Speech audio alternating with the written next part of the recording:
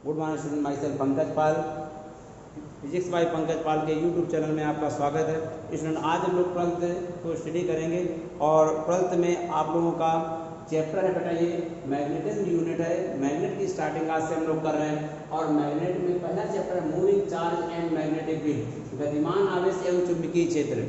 ये मैग्नेट का पहला चैप्टर है, तो इस स्टार्टिंग में आपको बेसिक पढ़ना होगा। ये टॉपिक वही होंगे जो आपने 10th में पढ़े हैं, लेकिन आपको बेसिक तो स्टार्ट करना ही पड़ेगा। तो सबसे पहले देखिए स्टार्ट करते हैं हम लोग मैग्नेट की बात करते हैं, चुंबक की बात करते हैं। तो मैग्नेट क्या है स्टूडेंट, सुनिएगा जरा कि मैग्नेट ऐसे सब्सटेंसेस होते हैं जो आयरन के स्मॉल ऑब्जेक्ट को अपनी ओर अट्रैक्ट करते हैं। ऐसे सब्सटेंसेस जो आयरन के स्मॉल ऑब्जेक्ट को अपनी ओर अट्रैक्ट करते हैं उन्हें हम लोग मैग्नेट कहते हैं। किसे मैग्नेट कहते हैं? Those substances that attract small pieces of iron are known as magnet. Means वे पदार्थ जो लोहे की छोटी छोटी वस्तु को अपनी ओर आकर्षित करते हैं उन पदार्थों को हम लोग चुंबक यानी मैग्नेट कहते हैं। Magnet is discovered by scientist Pierre magnet. Magnet is discovered by scientist Pierre magnet. किसने डिस्कवर किया था? Magnet is discovered by scientist Pierre magnet. इन्हीं के नाम पर इसको मैग्नेट कहा जाता है। तो मैग्नेट समझा कि those object that attract small pieces of iron are known as magnet. वे ऑब्जेक्ट जो आयरन की छोटी छोटी वस्तुओं को अपनी ओर अट्रैक्ट करते हैं उन्हें हम लोग मैग्नेट कहते हैं, चुंबक कहते हैं हिंदी में। तो जो लोहे की छोटी वस्तुओं को अपनी ओर अट्रैक्ट करते हैं, आकर्षित करते हैं, उन्हें चुंबक यानी मैग्नेट कहते हैं। अब प्रॉपर्टी ऑफ मैग्नेट की बात करते हैं। तो सबसे पहली प्रॉपर्टी यानी चुंबक के गुणधर्मों की बात करते हैं। तो चुंबक का सबसे पहला गुणधर्म है कि it attract small pieces of iron. ये लोहे की छोटी छोटी वस्तुओं को अपनी ओर अट्रैक्ट करते हैं।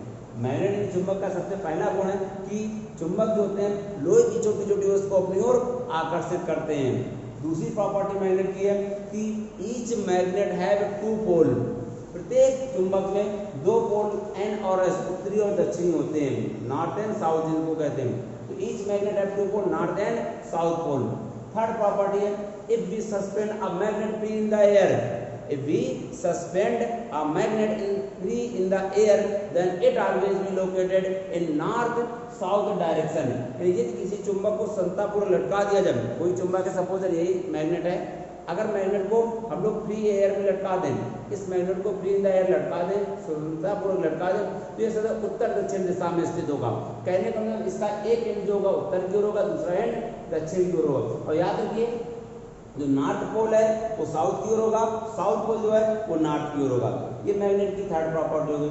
फोर्थ प्रॉपर्टी है कि मैग्नेट के सेम पोल के बीच, सेम पोल मतलब समान ध्रुव, सेम पोल के बीच रिपल्सन फोर्स वर्क करता है और डिफरेंट पोल्स यानी अपोजिट पोल्स के बीच अट्रैक्शन फोर्स वर्क करता है। मैग्नेट के सेम पोल के बीच रिपल्सन फोर्स और डिफरेंट यानी अपोजिट पोल्स के बीच अट्रैक्शन फोर्स वर्क करता है। कहने का अगर चुंबक है उनके समान ध्रुवों को जोड़ा जाए तो प्रतिकर्षण बल होगा, विपरीत ध्रुवों को जोड़ा जाए तो आकर्षण बल होगा।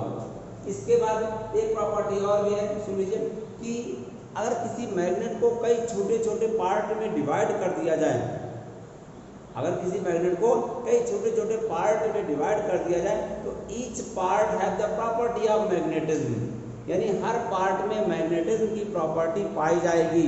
चुंबक द्वारा यानी मैग्नेट द्वारा लोहे की ऑब्जेक्ट को अट्रैक्ट करने का जो प्रोसेस है उसको मैग्नेटिज्म कहते हैं। तो अगर किसी मैग्नेट को कई पार्ट में छोटे छोटे पार्ट में ब्रेक कर दिया जाए तो हर पार्ट में मैग्नेटिज्म की प्रॉपर्टी पाई जाती है। Means if we break a magnet into many small pieces then each piece have the property of magnetism, यानी हर पार्ट में नॉर्थ और साउथ पोल पाए जाते हैं। अब हम लोग मैग्नेटिक फील्ड को स्टडी करेंगे। मैग्नेटिक फील्ड क्या होता है बेटा, जैसे मैग्नेट है, मैग्नेट से बहुत दूर एक ऑब्जेक्ट रख दी जाए, आयरन की ऑब्जेक्ट बहुत दूर रख दी तो अट्रैक्ट होगी क्या? नहीं, ज़्यादा डिस्टेंस की वजह से अट्रैक्ट नहीं होगी। उसको आप क्या थोड़ा सा पास लाएं, अब भी अट्रैक्ट नहीं होगी, थोड़ा सा और पास लाएं, अब भी अट्रैक्ट नहीं होगी, थोड़ा सा और पास लाएं, जैसे यहाँ पर आती तो ये आयरन ऑब्जेक्ट इसकी ओर अट्रैक्ट होने लगती मैग्नेट की।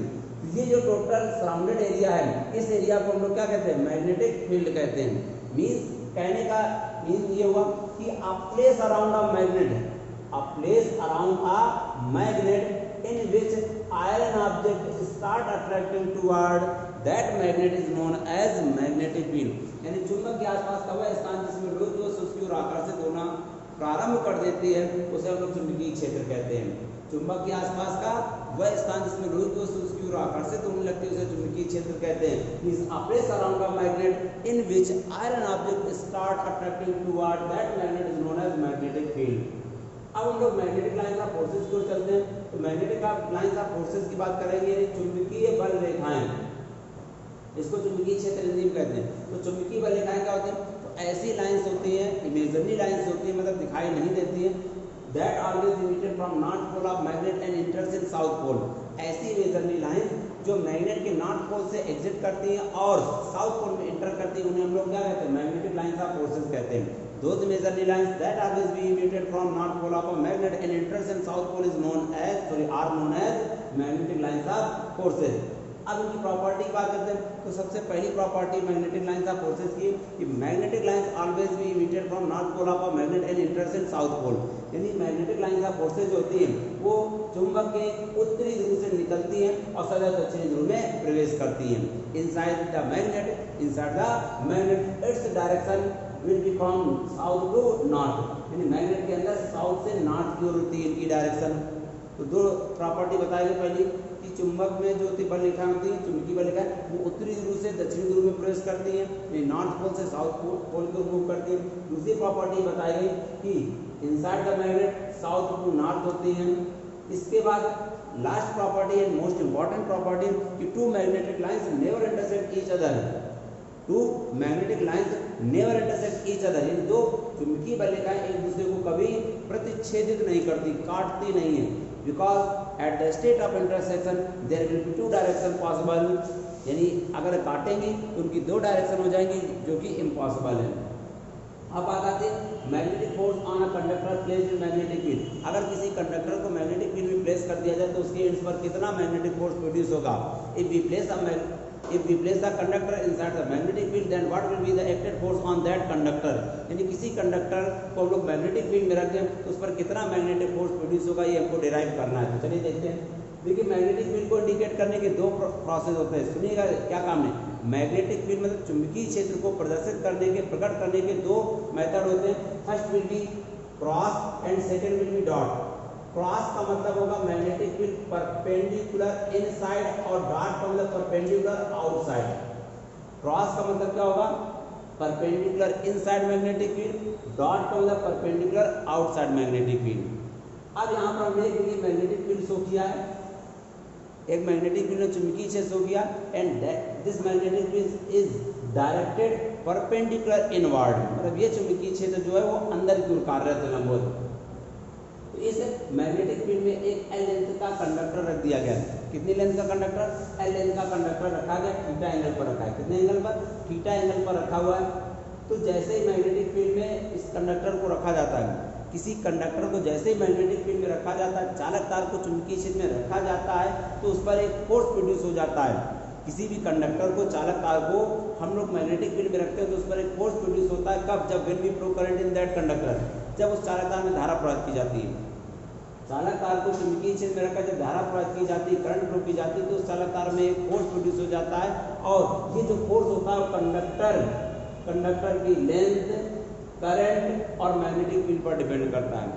मतलब लेंथ ज़्यादा होगी कंडक्टर की तो फोर्स भी ज़्यादा होगा, लेंथ कम होगी तो फोर्स कम होगा। और मैग्नेटिक फील्ड पर भी डिपेंड करता है। मैग्नेटिक फील्ड कहने का मतलब ये हुआ कि जितनी मैग्नेटिक फील्ड की स्ट्रेंथ होगी उतना ही ज़्यादा आपको फोर्स भी वर्क करेगा। और मैग्नेटिक फोर्स होता है वो एंगल के साइन पर भी डिपेंड करता है। किस पर डिपेंड करता है? एंगल के साइन पर भी डिपेंड करता है। तो यानी फोर्स की कंडीशन बताई गई। फोर्स जो है वो किस किस पर डिपेंड करता है? मैग्नेटिक फील्ड पर, करंट पर, लेंथ पर, साइन थीटा यानी एंगल के साइन पर डिपेंड करता है। अब बात आती है अगर इन इक्वेशंस को मिलाया जाए, आपके सामने चार इक्वेशन दी गई। कौन कौन? कि जो बल है वो चुंबकीय क्षेत्र पर, धारा पर, लंबाई पर और कोण की ज्या पर निर्भर करता है।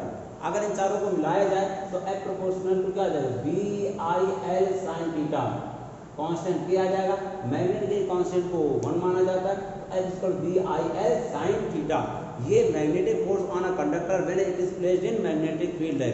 मतलब जब किसी चालक तार को चुंबकीय क्षेत्र में रखा जाता है, चालक तार को चुंबकीय क्षेत्र में रखा जाता है तो उस पर लगने वाले बल का सूत्र है F बराबर BIL sin थीटा। आपको याद करने तरीका BIL sin थीटा। ये आपको मैग्नेटिक फोर्स है।